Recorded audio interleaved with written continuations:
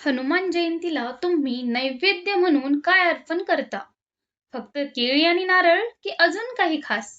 आज मी तुम्हाला सांगणार आहे 7 असे नैवेद्य जे लावल्याने बजरंगबली खूप प्रसन्न होतात.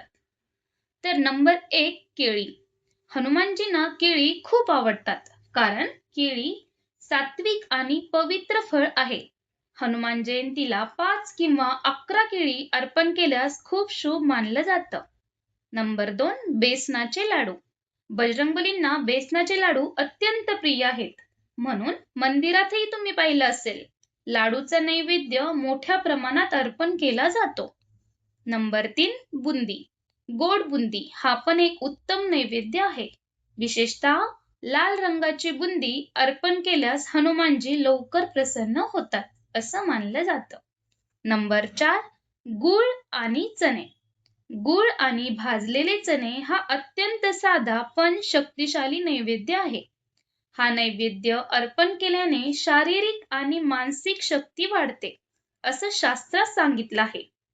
नंबर 5 नारळ. नारळ म्हणजे पूर्णता आणि शुद्धतेचे प्रतीक. हनुमान जयंतीला नारळ अर्पण केल्याने आपल्या सर्व इच्छा पूर्ण होतात. नंबर 6 पान. हनुमानजींना पान अर्पण करणं खूप शुभ मानलं जातं. पण लक्षात असू द्या, पान हा ताजं आणि स्वच्छ असायला हवं. नंबर 7 तुलसी पत्र. तुलसी ही भगवान विष्णूंना प्रिय असली तरी हनुमानजींनाही ती अतिशय प्रिय आहे.